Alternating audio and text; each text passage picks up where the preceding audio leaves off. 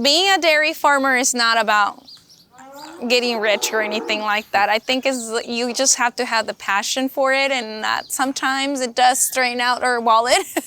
You spend it this month and you don't get paid the next month. So you don't know, so it is tough. And like I said, the dairy, you just have to have the passion for it and try to figure out ways to, make it work for you.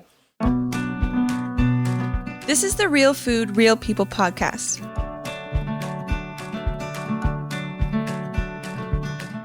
I'm Dylan Honcoop, and we are here today at Golden Glen Creamery in Bow, Washington, learning how they grow cheese with their cows, eating locally grown crops, making artisan cheese in their creamery right here in Northwest Washington. We're gonna meet Norma Ruiz, who's a first-generation farmer, an immigrant from Mexico, who's built an incredible operation here. We're gonna hear all about it on this episode of the Real Food, Real People podcast, documenting my continuing journey to get to know the real people behind our food here in Washington State.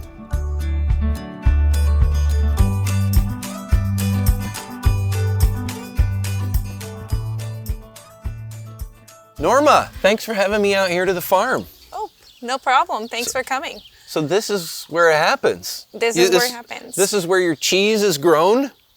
Right, that's what we would like to say. Yeah, this is where it's grown. Growing cheese. Cheese, yes. Now, some of your milk goes for your cheese. Right. Some of it people actually drink, right? Correct. Okay. Yes, yeah. So how does that work? Is there any difference in which milk you use for what, how you grow it, how you raise the cows, how you milk them, or anything like that? Well, there is a difference of what we put in to our cheese because we have a blend. We call it a blend of cows. We have Holsteins and Jerseys, and then so we try to kind of balance it out. Jersey milk tends to be a little bit higher in fat versus the Holstein. So it depends what cheese we're making at that time that we are. So different kinds of cheeses like that higher fat Jersey milk. Like what kinds of cheese? So we usually use it for our Goudas and our cheddars. We tried for our mozzarella a little bit lighter since we can need everything on there. So it is kind of tough on our hands if it's too thick. Yeah, for sure.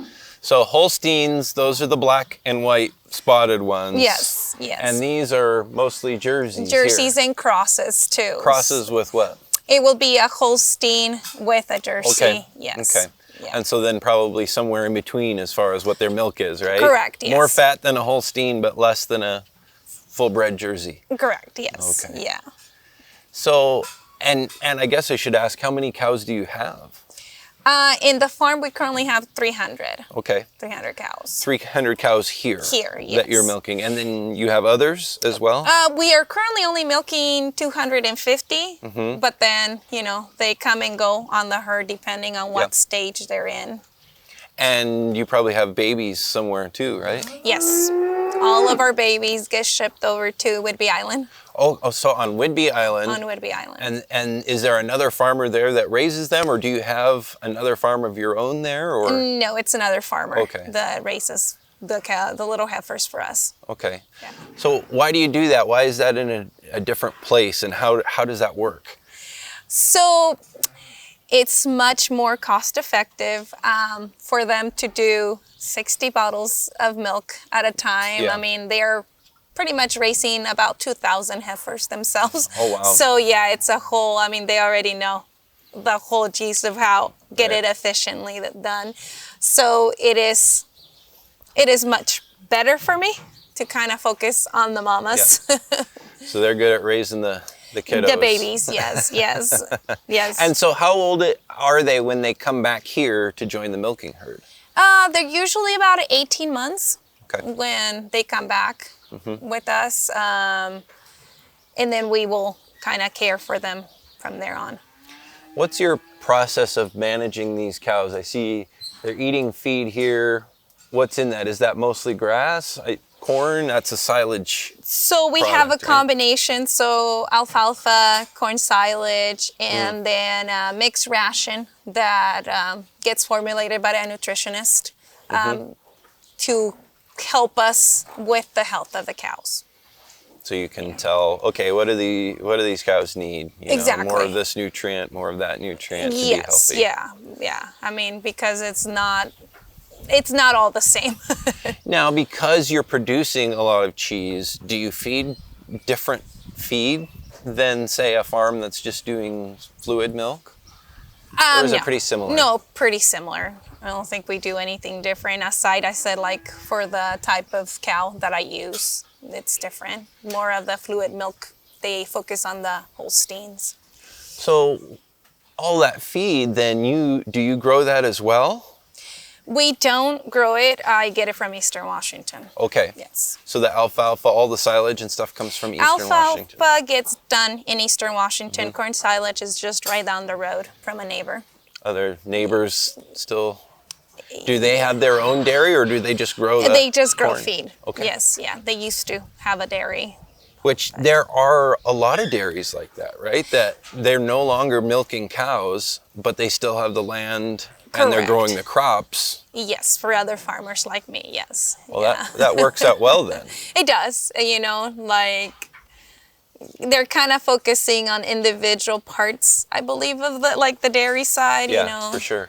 So, And I suppose if you think about the whole cycle, you know, you grow the crops, the feed, cows eat it, you produce the milk, they poop, and probably then that manure goes back to those same fields. Do you share that with those farmers? yes, so the manure gets spread and most of the fields around me. Yeah. Yeah. So the cycle continues. Continues, right? Yes, it's just a growing cycle. I mean, everything gets used, nothing gets wasted. So yeah, nothing gets wasted. What is your philosophy here on the farm? I know there are different ways of doing things, and some farms choose one way or the other.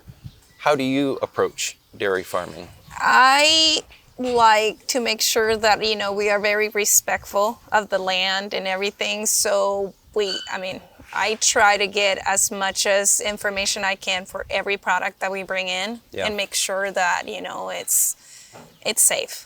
It's always something that, I'm just not doing it for myself right now. I'm also doing it for my, you know, the younger generation, my kids and stuff like that, to make sure that they respect the land and the animals. So, what kinds of things can you do or have you been able to do as far as respecting the land? And 'cause that's really about sustainability. You talk about the next generation, like still need to have healthy soil and land to raise feed to still have healthy cows in the future for the next generation. Right. So, like I said, we're very close to the Samish River, which is very, you know, we have to be very mindful of what's there. How can we prevent from having a runoff from our lagoon? How can we put nutrition in the soil, what kind of nutrition we do.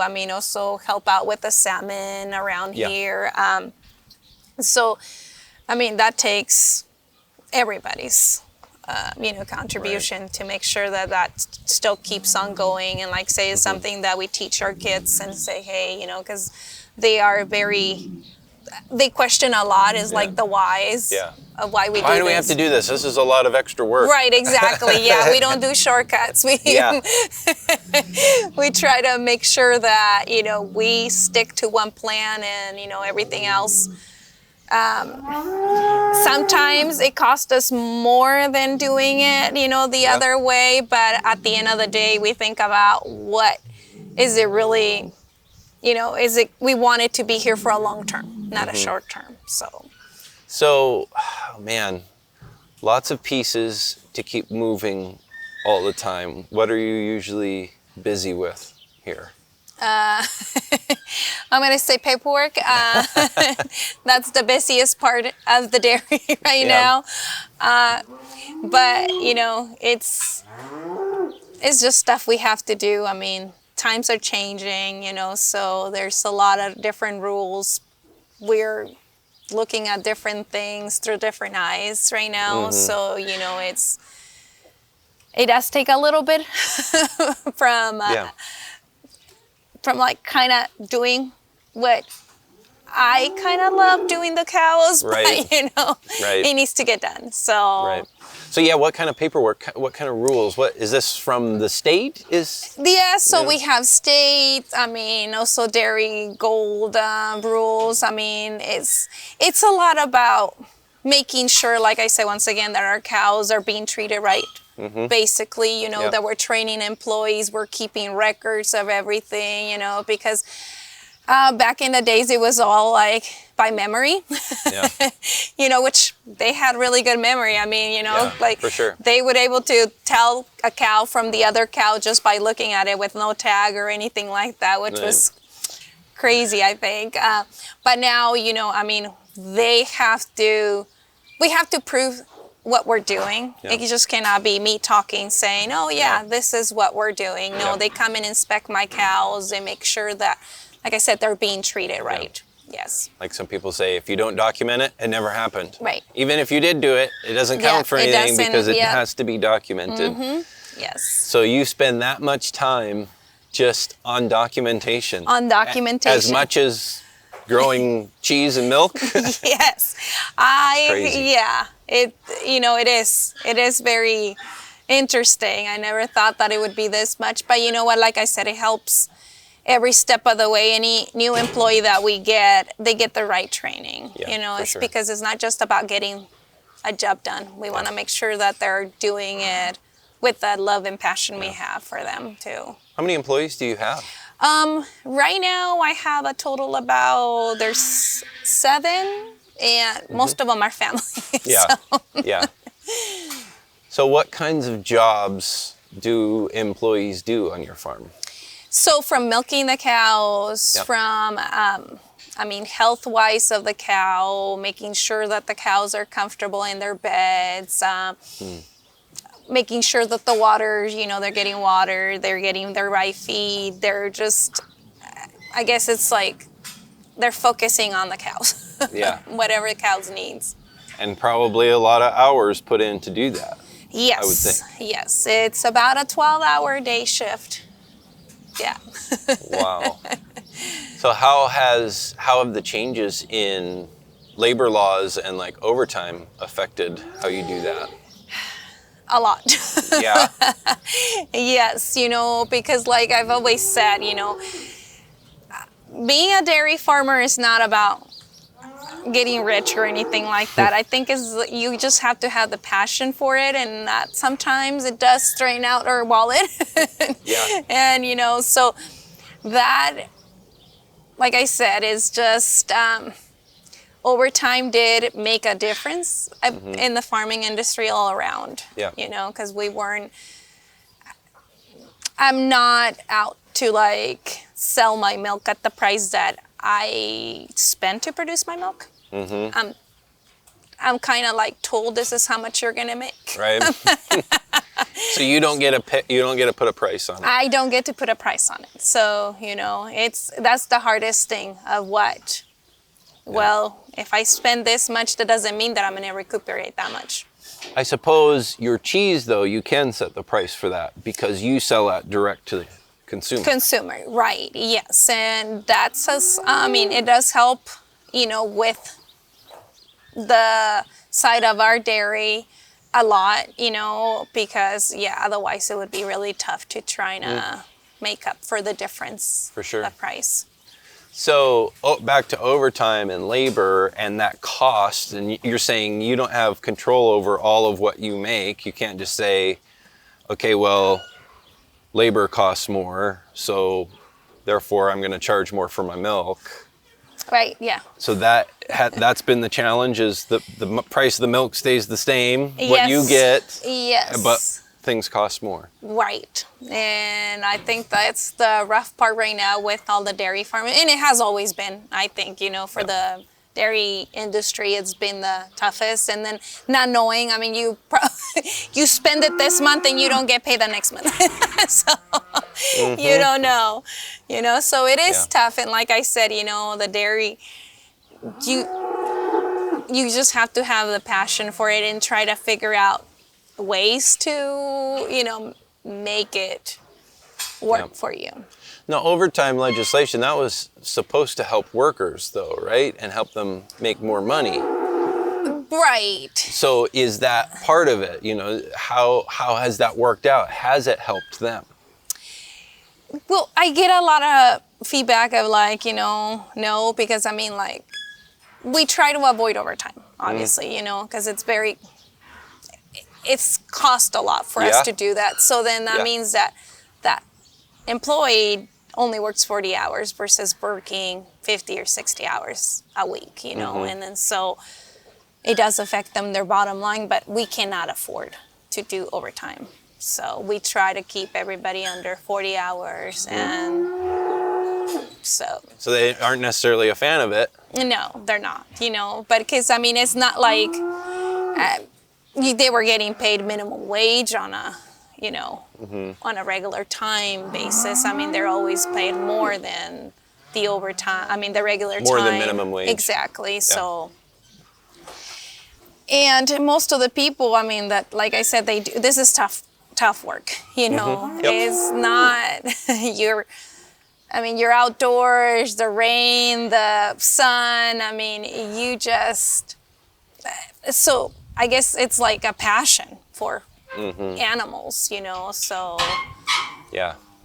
And they like what they do. So, having them to try to say, hey, I think we always, as an employer, for my employees, I make sure that they're fairly treated, if there's a raise that needed to be made, sure, we would talk about it. And like I said, I will take care of them like family. So you're saying that if you have to pay, and you're trying to avoid it, but if you have to pay someone overtime, there's not necessarily extra money to do that. No, right.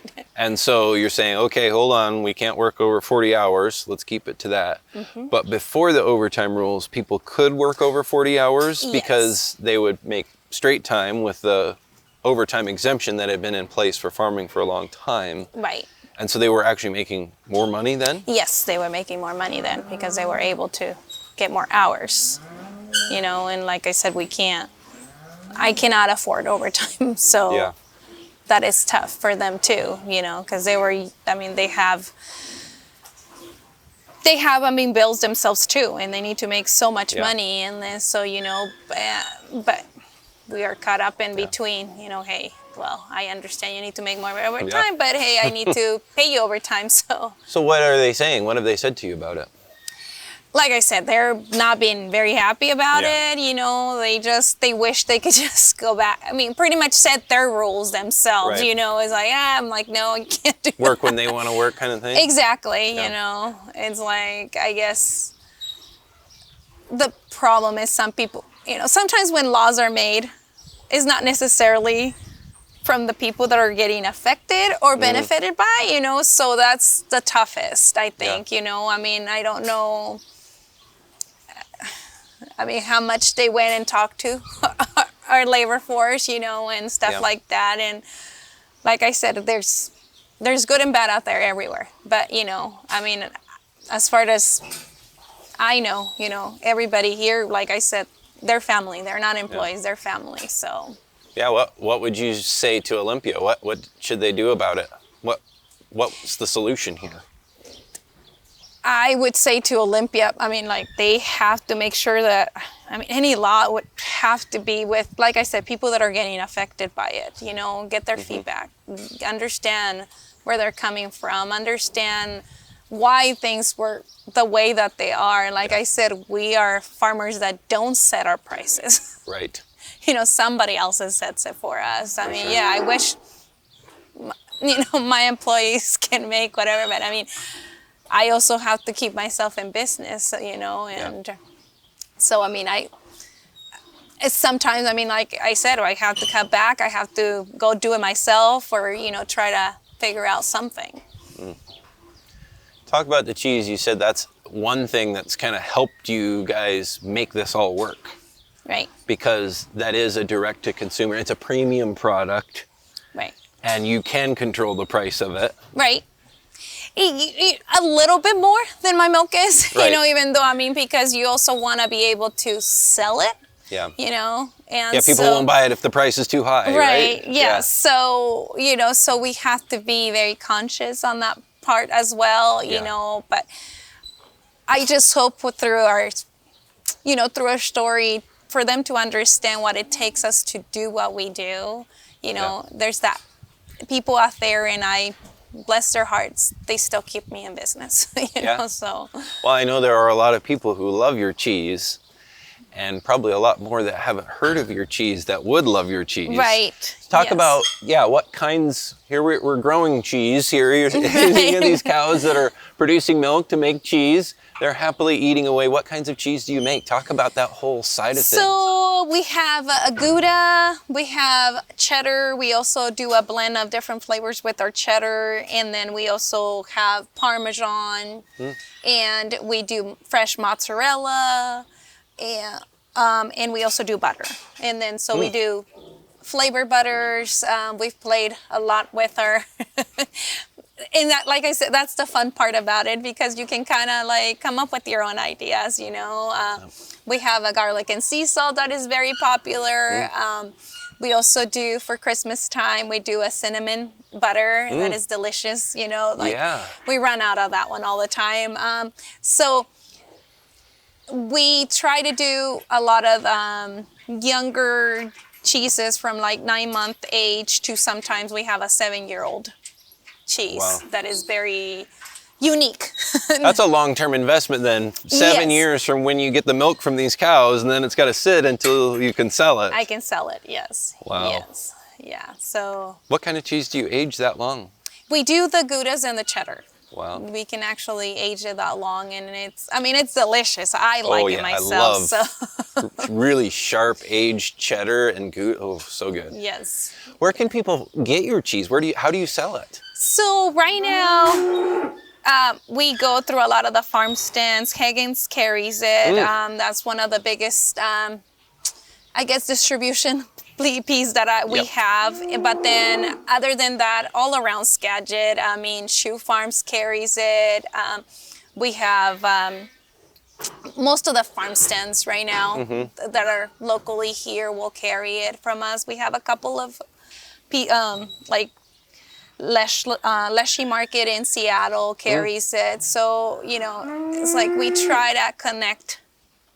We do a lot of our distribution in-house, just of the third-party cost too. Yeah. You know, because Keep the costs down, and that way you can control it and make sure it's taken care of well. Yes. That makes sense. Yeah. But I'm sure it's a lot of work too. It is a lot of work. Like I said, I mean, there's no time of the day that we can say, hey, we're just here back relaxing, kicking back. No. That's why I'm so glad that you had a few minutes to chat with us here. Yeah. So who makes the cheese? Are you a cheesemaker? I am a cheesemaker, and then Mom is a cheesemaker, and so we kind of just, you know, passed it down, you know, like, I mean, we have my daughter, sometimes when she comes up here, she'll come up and do some cheese. So whoever it's around, we kind of, hey, let's show you. Because everybody loves the cheese, so hey, they like to come out and help. Are you able to, and it sounds like most of it stays local, like either here in Skagit, Hagen stores are regional, and then some in Seattle as well. Right. Are you able to sell as much cheese as you want to? Like, can you sell more? How's that market? We can sell more. I mean, there's always, more is always good. Yeah. But like I said, we also have to figure out, because we do everything in-house. Right. So, you know, how much can you manage? Exactly. What is our capacity? What can we do? But like I said, it's always the cost of getting bigger. How much do you really want to go out there and do it? And, you know, it's, for us, I mean, we're comfortable with what we do. You know, if the opportunity comes, sure, we're never going to say no. But, you know, right now, this is.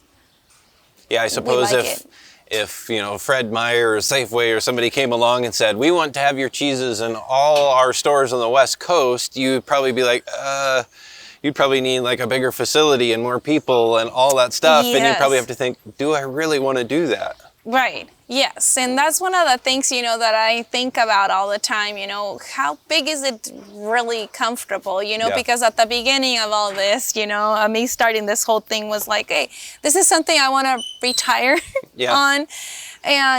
But when it doesn't, I guess to me, and if it's not fun, then I'm not enjoying it. Yeah. So I want to make sure that, it's something that I want to do, something that I wake up every Yeah. morning and I don't mind the hard work or, Yeah. whatever's happening that day. And I suppose if you were to expand, it would probably cost a lot of money, and there would probably be a lot more paperwork yet, right? Like Correct. you're talking about paperwork for the cows and labor and all of that, but also you have essentially, if you have your own small creamery here, it's a That's food whole processing different- facility. Yes, that's a whole different arena too, where paperwork flies off the handles too, Yeah. because there's so much traceability, and to keep the consumer safe. And, that's one of the biggest things, like I said, I don't mind the paperwork, just to make sure that we're doing the things we're supposed to be doing, so. What's the hardest thing to keep this whole operation going? I would say, the mandate of how much money we can How much money you get for your milk? I get for my milk. Yeah. I think that's the toughest. Like I said, it's not every penny counts. Yeah. Believe it or not, as a dairy farmer, every single penny counts on our farm. So we have to be very conscious and watching everything. Yeah. Everything. Like I said, I'm a first generation farmer, so it's even tougher, because I don't have all the little, I guess, like natural way of, oh, hey, this is how our family did it. Right. This is how we Right. made it work. This Yep. is what we were doing with our cows, Starting from scratch. Yes. Yeah, totally. So, yeah. We'll get right back to our conversation with Norma Ruiz and learn more about her background and how she came to be the owner and operator of this dairy and creamery.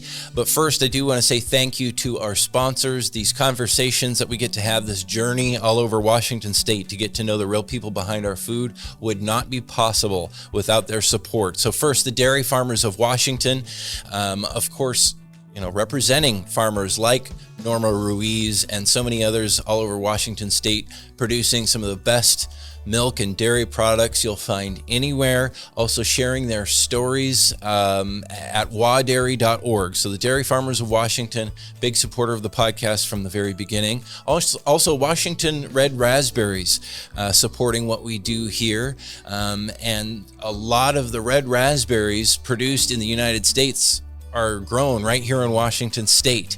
And in fact, that's what I grew up around. I grew up on a red raspberry farm. My dad was a red raspberry grower. So thank you to Washington Red Raspberries for their support as well. And now let's go back to Bow, Washington and continue the conversation with Norma Ruiz at Golden Glen Creamery.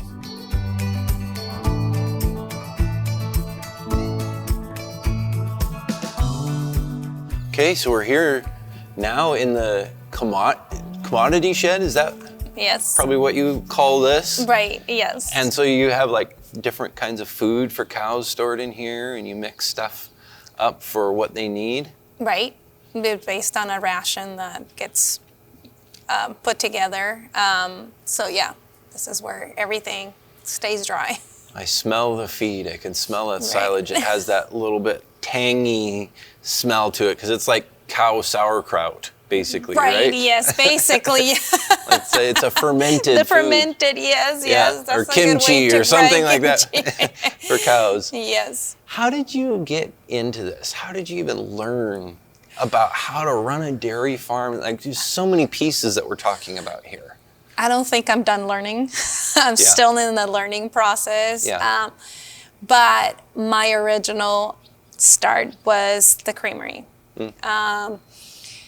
I found out that, the creamery was available, and so I always loved cheese from being a little girl, Grandma made cheese at home, so that was, I mean, we always had cheese at the table, no matter what. Yeah. Fresh tortillas with cheese. So finding out this opportunity, I was like, oh, that's awesome. You know, I can actually go and retire. Like I said, want to go do something fun for me. And then here I am, I want to say probably a couple months or so into the creamery. The dairy comes up for sale, and So the milk was coming from where then for the creamery before you had the dairy? so it was different owners. Okay. Yeah. So it was all still right here, Right. but they were farming the cows. Correct. And you were buying some of their milk to turn into cheese. Right. Yes. Got it. Yeah. So it was a very, like, I guess, intense decision because, you know, I was like, I don't know anything about cows. I don't know. Aside from the fact that they give out milk, I don't know anything else, you know? Yeah. So I had to put my head together and figure out, is this something it could even be possible for me to do? You Right. know, I don't know. And, but with the help with FSA, they made it happen, you know, and then I guess everybody around me supporting me on my adventure. Yeah. From me picking up the phone and calling the neighbor and be like, what is this, you know, or what is that, you know, I'm like, Yeah. please don't laugh at me, I'm gonna ask you. But, you know, it was at the beginning, I mean, very like challenging, but then, you know, it turned out to be fun, you know, because they were like, oh my, you know, you're trying to get into the dairy farming. Do you know what you're getting Who yourself does that? in? Yeah. Exactly. I'm like, hey, you know what? I guess you only live once, and if that opportunity presented to you, then you might as well take it and go with it. You know, that's what I figured. And so here I am, and I've learned a lot from, you know, from the start when I first took over to now. You know, I mean, I got to figure out the cows are very precious in their own little way, you know, because you don't take time off. Mm-hmm. You know, it's not like a crop farmer where they go and plant the crop and then they kind of forget about it, and then they're like, no, not cows. I mean, you're there 24/7, you know, because you don't know what they might need at 1 o'clock in the morning, 2 o'clock in the morning. Your day doesn't end after your last milking and you're all done. No, you still have to monitor them. That's got to be wild. What were you doing before you did the creamery thing? You said you saw it started with the creamery, you saw it become available. What were you doing before that? So I was running a restaurant on Whidbey Island. Oh, really? So I made pizzas. Really? Yes. I bought into a franchise. I came from California. Mm-hmm. Moved to Washington to raise a family. My daughter, I thought like Whidbey Island was super cool for her to grow up in. And so I was just tossing pizzas, making pizzas. And so I have to say I've done a lot in my career. Yeah? Yes. Well, and around food too. Yes. Because you've seen then that retail and the restaurant side of food too. Right. Yes. That's a whole and different I love rat race. people. You know what is so neat? Seeing somebody being satisfied by what you like create, kind of. You know, it's really nice. So where did you grow up? What's your backstory? So I grew up in Mexico till I was about 10 years old, and then What part of Mexico? We're from it's a little town, Lagos de Moreno, which is in Jalisco. And I come from an immigrant family. We moved originally to California, and then I lived there until I was 23, and then from there I moved up here, and I've been in Washington since then, and Love it. Love Washington.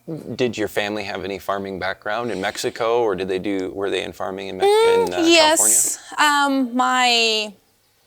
My grandpa in Mexico, but of course, he didn't have 250 cows. Right. It was more like 5 cows or so, just family, kind of like for your family. You kind of just kept enough animals around to feed your family. And, that was one of I think the things that as a child was one of the things that I always loved, because you always had eggs there. You always had a way to make tortillas. You always you didn't have to run to the store and go figure it out. You just walked out to the garden and then there's some tomatoes. Yep. So make something based on what you have and what's ripe at the time. Yes. So that was extremely neat. And, it's one of the things that, aside, I guess the hard labor of it, you understand how much it takes for that certain thing that you have in your table, and you appreciate it, I think, a lot more. So what brought your family to California?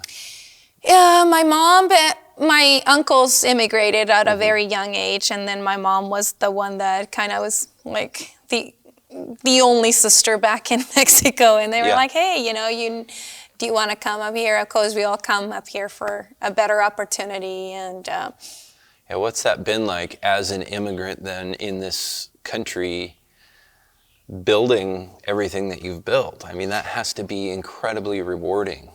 It has. You know what? I don't think about it. But just like going back to my childhood, I'm like, whoa,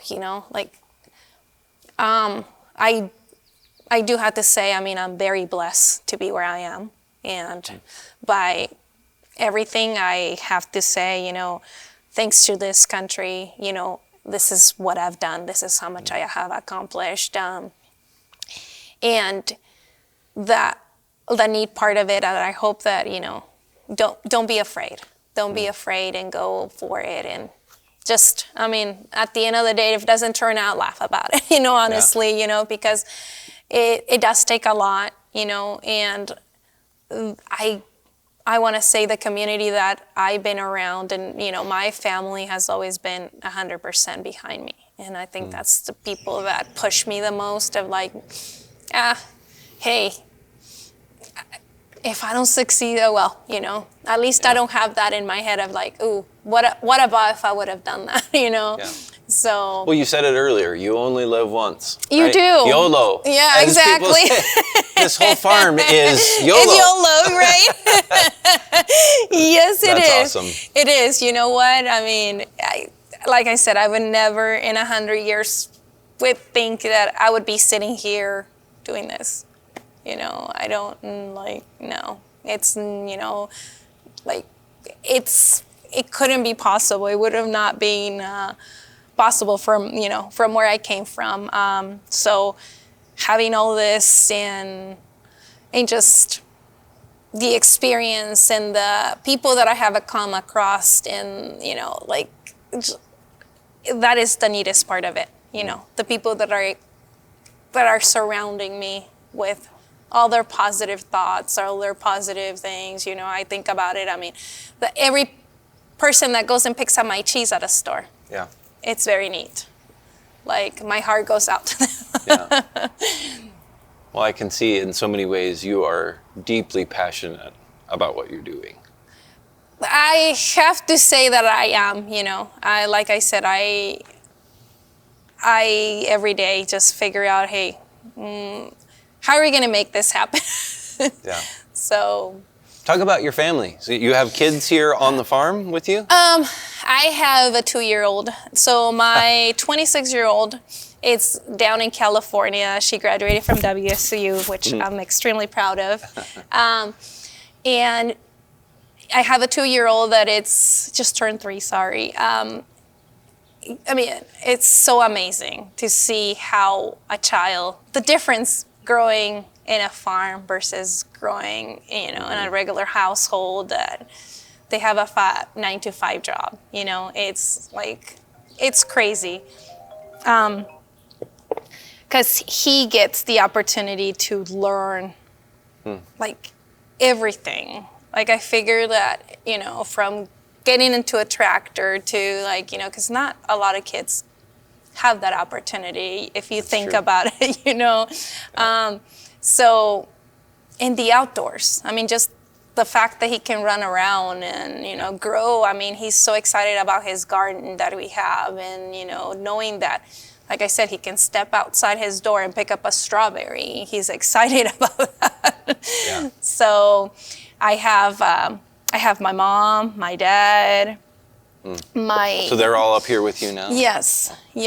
Yes, my younger brother. So my mom helps me out making cheese. My dad kind of does my distribution. And then I have 3 other siblings that they kind of all put in. They're not full-time, but they're like, you know, if I do have an event to go to or something that they can hop in and help me with.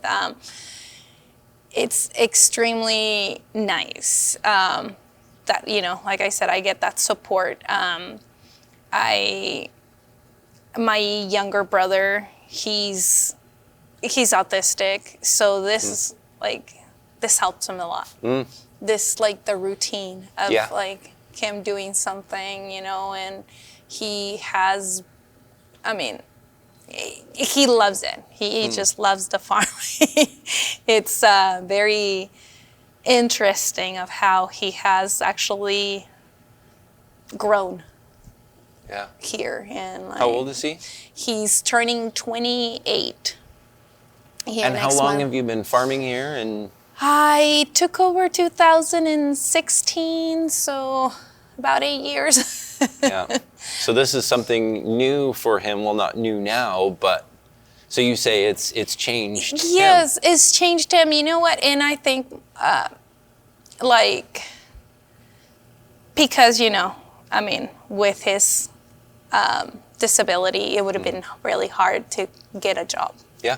So I've been teaching him a lot of the job skills that it would have been really hard for him to get out there. And, you know, I mean, I'm amazed of the stuff that he does, you know, and he picks up, and he's, like I said, he's very passionate about learning new things and wanting to do different things around the farm. What a perfect scenario. It is. You know, Yes. Where someone can find their right fit for their set of skills. Yes. Yeah, and that's, you know, I mean, it's been a blessing that I'm able to provide that for my family. If they have a passion for the farm, hey, come right over, and everybody does. Yeah. Everybody wants to come and spend their summer here at the farm. What's it been like becoming a part of the dairy farming and even the larger, like, farming community? Because you haven't done this before. Like you alluded to, a lot of families have been doing this for generations. That has to be intimidating. What have the other farmers that you work with, what's that been like? Like I said, they're been very supportive. Like I said, I entertain them with my questions. For something that should be natural. Hey, why is this cow doing this? You know, it's you know, they're been very supportive. All of my neighbors, from letting me borrow a piece of equipment, or, you know, or just educating me more on, like, oh, this is how you know, we've done it, basically, not how it should be done, because everybody, believe it or not, they kind of have their own methods of, you know, working with their cows. And just in general, what are farmers like? What have you learned about how farmers are? Since that's a lot of what we talk about on this podcast, you know, who are the people growing our food and what drives them? You know, like I said, is that passion for what they do, you know, and those generations of, like, you know, the legacy of carrying on what their family done for, you know, years and years and you know, and that's one of the things. And I think that's what the part, like, they don't give up, you know. They want to make sure that it keeps alive all the way that they've done, you know, for so many generations here. And just the passion, like I said, we're not here to get rich. So. We talked about Olympia before, and really, if you think about it, the city, anywhere in the city, Seattle or other cities in the state, people that also, like we mentioned, very few people get to be on farms or grow up on farms anymore. Right. What should that community, those people, know about farming and how their food is grown here in Washington? And I think that's a lot of the disconnect. Like the city people not understanding what it takes for their food to get to the grocery store, what really, a farmer is, what it takes us to do that, how much, like I said, what kind of person you have to be to do that. And it takes a person that, like I said, is very passionate about what they do. They love what they do, and like I said, they're not here to make or invest or, they're not looking at a global thing, Right. They want to make sure just that their family are taken care of, their animals are taken care of, their land that generations, have care for are still going to be passed on. Yeah. And, that's one of the most important things that people, the education, and I like this type of, interviews that people get to know who we are, what we do, because like I said, there's not enough information for them, especially for the new generation, being that everything is on their phone. Technology, technology is not going to grow it's going to help you grow your food, but it doesn't, it still takes a farmer to do it. Yeah. So yes, there has to be, a lot of the changes that are made. Figure out what the farmers, who they are, what they really need. And if they really don't need that, then don't fix it. That's what I say, I was going to ask that too. Like, you're doing all this paperwork, and there's different levels, local rules, state rules, federal rules. What should the people making the rules, whether it's in Olympia or anywhere else, what should they know? What would you like to say to They them? should be more connected with the farmers and understand what the farmers really need and what help we need. Yeah. Because as like I said, it's just not understanding. I'm not sitting behind a desk. I'm out here, caring for a cow and understand what it takes to be in my shoes, kind of. Yeah.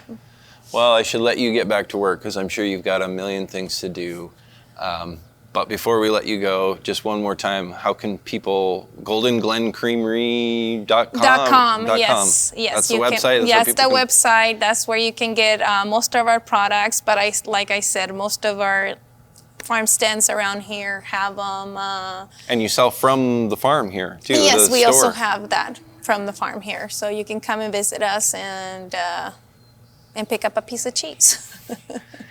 Norma, thank you so much. Thank you so much. For taking the time to tell me all of this story and details about what you do.